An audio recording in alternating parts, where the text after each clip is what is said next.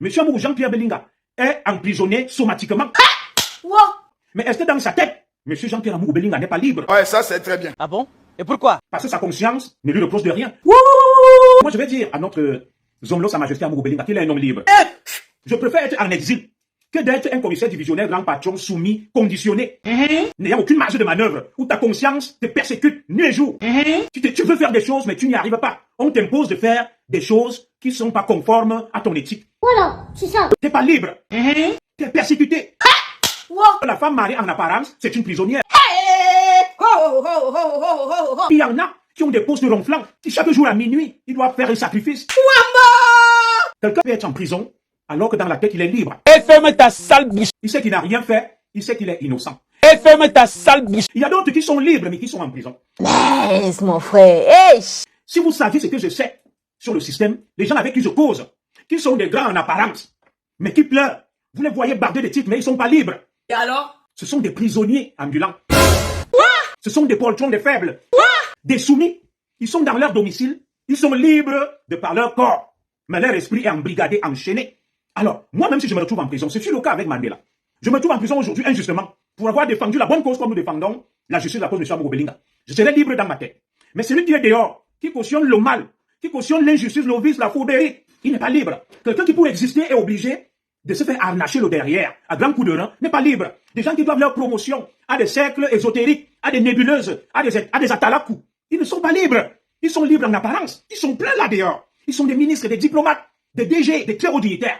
Ils sont des esclaves de certaines personnes. Ils ne sont pas libres. Lorsqu'ils mangent, ils se disent, est-ce que la nuit va tomber? Lorsqu'ils marchent, ils se demandent si la nuit va arriver. Est-ce que vous pensez véritablement que ces gens-là sont libres? Non, ils ne le sont pas. Ils ne le sont pas. Moi, je suis libre. Ah bon? Et pourquoi? Je suis libre parce que je parle, je dénonce. Ma conscience est tranquille. Je ne dois rien à personne. Je n'irai pas la nuit faire des sacrifices. Je n'irai pas la nuit boire du sang. Je n'irai pas la nuit lécher les balbides ou les fesses de quelqu'un. Je n'irai pas la nuit me faire sodomiser. Ça fait vraiment très mal.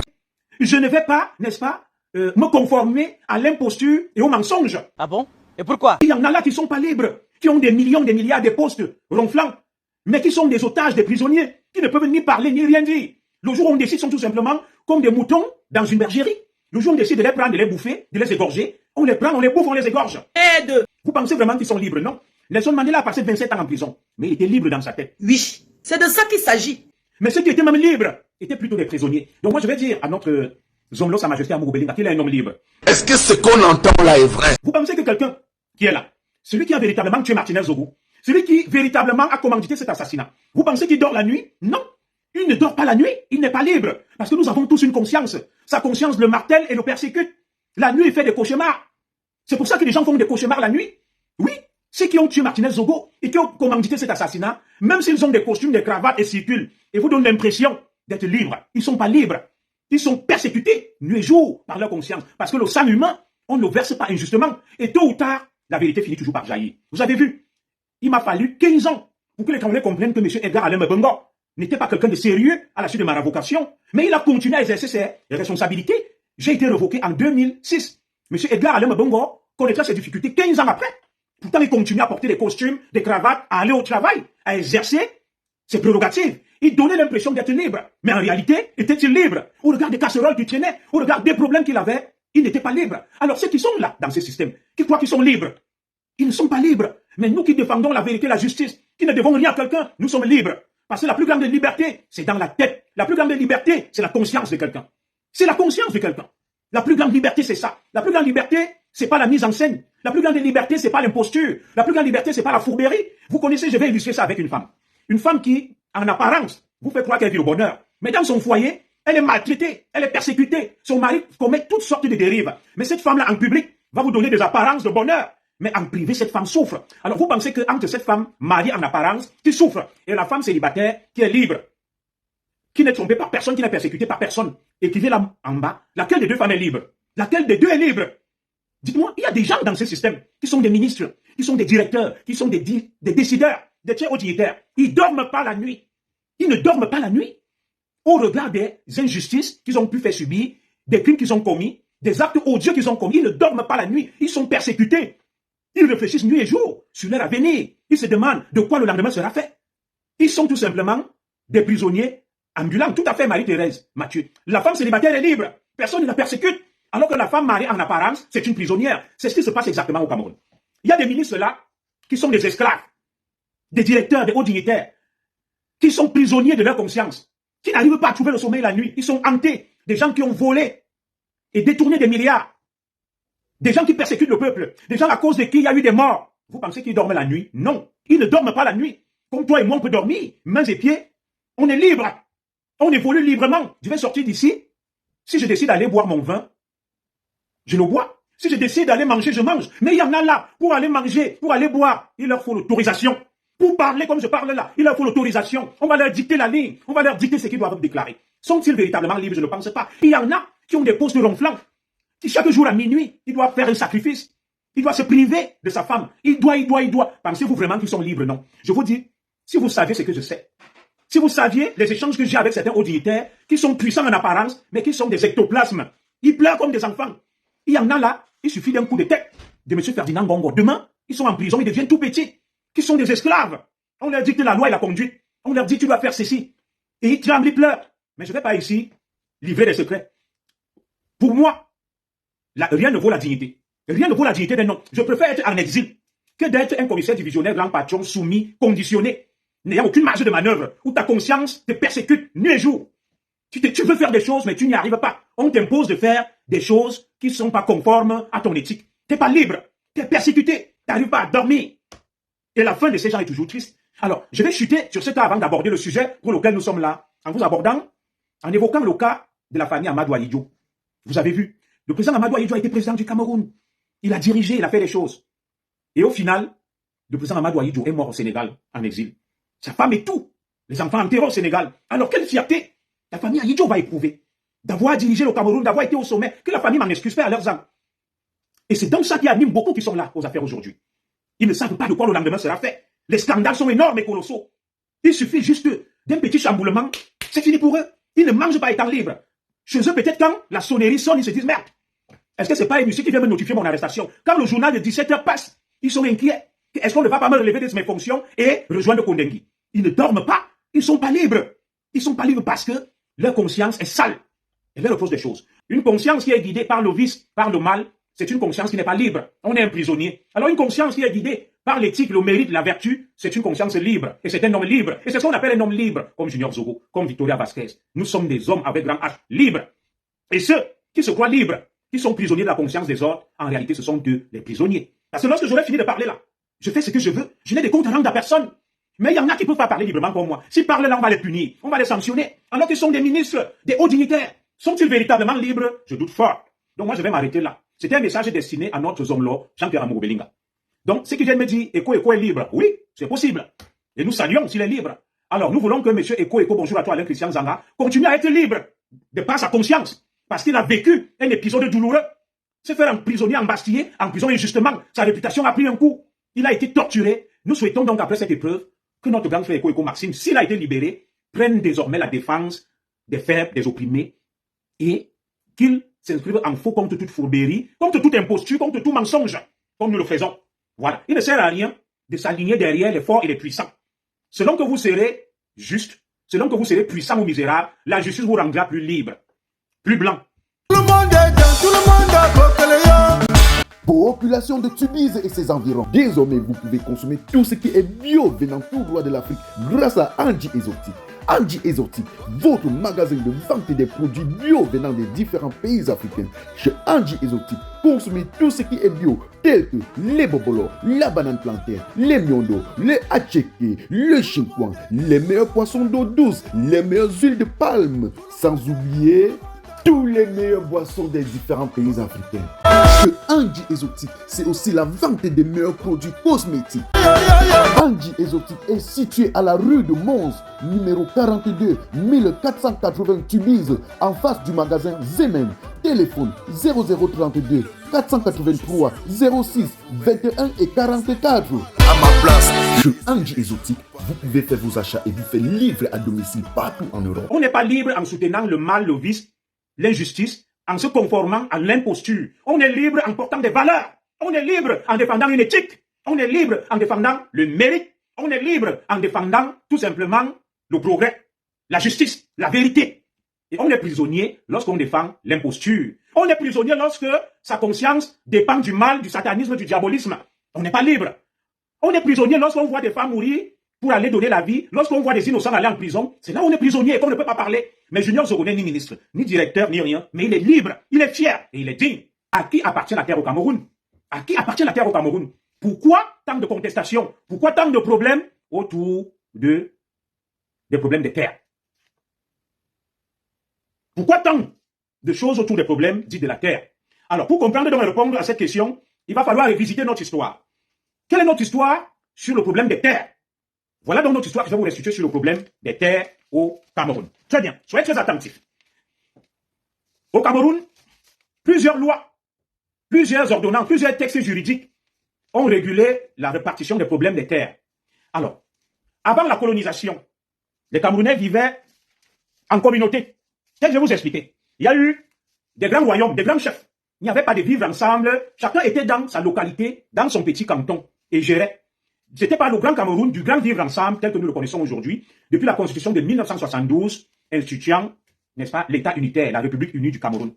Avant la colonisation, il y a eu des communautés qui ont vécu au Cameroun, notamment avec le grand empire du Kanem-Bornou, qui va jusqu'à Yola, qui avait pour capitale Yola et qui s'étendait de la Damawa jusqu'à Ngaoundéré, avec des grands conquérants. Chacun était chez lui. S'est levé aujourd'hui et accusé Claude Abbé. Oh, Claude Abbé est un tribaliste. Oh, Claude Abbé a dit, chacun doit vivre chez lui. Non. Ceux qui le déclarent sont tout simplement issus de l'école coloniale et n'ont rien compris. Le professeur Claude Abbé, je lui apporte tout mon soutien et va vous le démontrer au regard, n'est-ce pas, de l'évolution de notre histoire. Vous allez comprendre que les Claude Abbé sont des génies et beaucoup sont des fourbes et hypocrites. Je n'encourage pas le divisionnisme. Je n'encourage pas la haine tribale. Mais le Cameroun a toujours évolué sous le prisme, n'est-ce pas, de ce qu'on appelle l'autochtonie. Chacun chez lui. Depuis, avant la colonisation, il y avait plusieurs... je vais vous démontrer. Avant la colonisation, nous avons eu, mesdames et messieurs, ce qu'on appelle le grand empire du Kanem-Bornou. L'empire du Kanem-Bornou, depuis le XVIIIe siècle au Cameroun, avant la colonisation, il partait de la Damawa jusqu'au Nigeria et s'étendait jusqu'en Centrafrique. Le Kanem-Bornou. Et à la tête de ce grand empire, du XVIIIe siècle, ont régné des rois. Chacun était sur sa communauté. Et vous n'avez jamais entendu vivre ensemble. Tel a fait ceci, tel a fait cela. Non. Le Cameroun a existé avant la colonisation.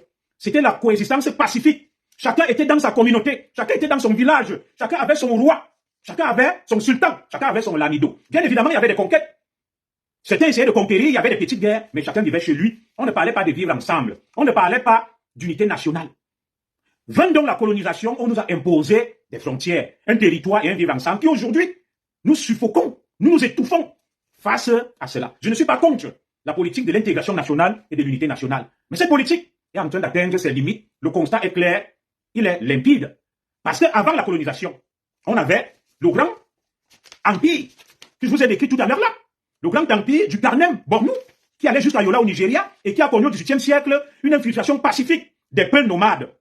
Ils vivaient en bonne entente. Les peuples sont donc arrivés avec, on appelait cela le sultan de Sokoto, le shérif de Sokoto, Ousmane Dan Fodio, qui va donc lancer le djihad, la guerre saine, pour islamiser et convertir à l'islam tout le monde. Il y aura donc des guerres fratricides dans cette zone. C'est le début de l'expansionnisme des peuples qui ont trouvé dans cette région des Yerima, qui ont trouvé dans cette région des rois, des Lamido et autres. Va donc s'étendre donc des grands conquérants qui vont étendre leur conquête jusqu'à Nangueboko, à l'est, à Tibati, à Tigner, à Menganga, à Batouri, à RCA. Ils seront stoppés à Nangueboko. Ils seront stoppés, c'est votre histoire, à Nangueboko. C'est là ils seront stoppés. Alors, je vais répondre à ceux qui font me dire, nous nous réjouissons que M. Eko est libre. J'ai déjà parlé de ça, mon frère Olivier, nous nous en réjouissons, mais nous estimons que, désormais, donc, s'il est libre, il doit comprendre ce que vivent les autres, les injustices, les dérives, le mal, et que, c'est quoi la notion de liberté? Vous avez pris le train en marche. On est libre parce qu'on défend les valeurs, la justice et l'éthique. On n'est pas libre parce qu'on se conforme au vice, au mal, aux injustices et à la méchanceté.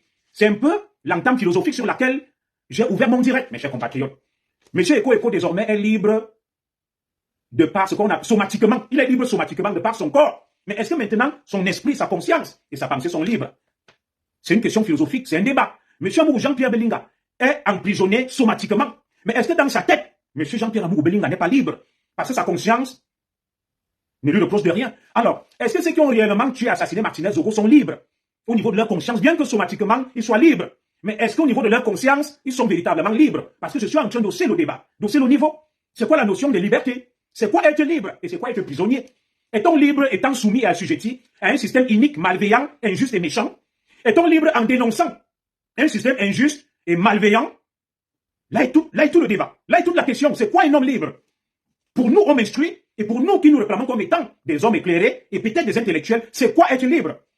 Être libre dans le système camerounais où il y a des prisonniers libres, des gens ayant volé, tué, des gens qui ne se sentent pas en sécurité, qui savent qu'à tout moment ils peuvent aller en prison, qui ont la conscience lourde et sale. Sont-ils véritablement libres? Alors ceux qui sont en prison pour avoir défendu des causes justes, pour avoir défendu l'éthique, les valeurs, sont-ils véritablement en prison?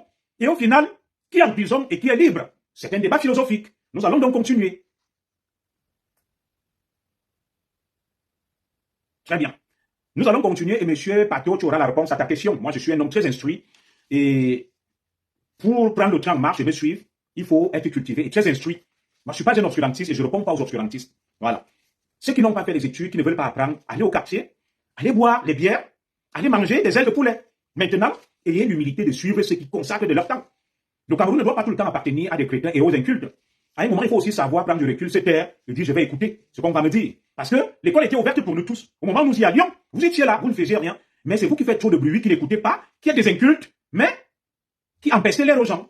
Lorsqu'on est un inculte, on s'assoit, on écoute. Vous avez parlé, que je n'aurais plus personne. Voilà que Dieu m'a béni, j'ai trouvé. Aïe, oh maman, j'ai eu mon bon gars. Aïe, oh maman, maman, y a massa. Aïe, oh maman, j'ai trouvé mon chocolaté. Aïe, oh maman, bonbon à colisée. Oh maman, je l'aime, oh, il sait comment faire. Oh maman, je l'aime, oh, il est mon bon gars. Oh maman, je l'aime, oh, il sait comment faire. Oh maman, je l'aime, oh, il est mon bon gars.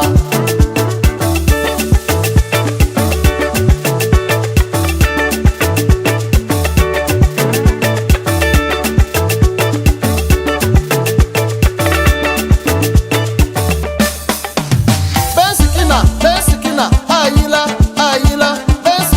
Bensikina, aïla, aïla. Maintenant nous tambalong.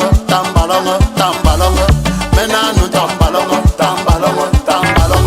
Il joue de la tête, il joue des pieds. Lorsqu'il prend le pénalty, mon ami, c'est le but, c'est haut. C'est des Nancy Kako, c'est des Nancy Toussamo, c'est des Nancy Pompomo, c'est des Nancy Somme Polo, c'est des Nancy Aboyadio, c'est des Nancy c'est où, c'est des Nancy Mobo, c'est des Nancy Nyamodo, c'est des Nancy Toussamo, c'est des Nancy c'est où, c'est des Nancy c'est où, c'est des Nancy Mobo, c'est des Nancy Ivoiriens, c'est des Nancy Mougouli, c'est des Nancy Mungo, c'est des Nancy Wabulolo, c'est des Nancy tout le monde, c'est des Nancy tout le monde, c'est des Nancy des Nancy, c'est des Nancy.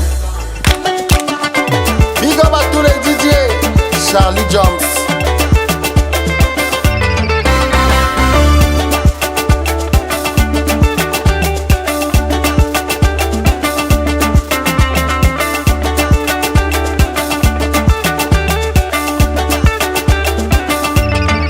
Aïe oh maman, j'ai eu mon bon gars. Aïe oh maman, y a massa. Aïe oh maman, j'ai trouvé mon chocolaté.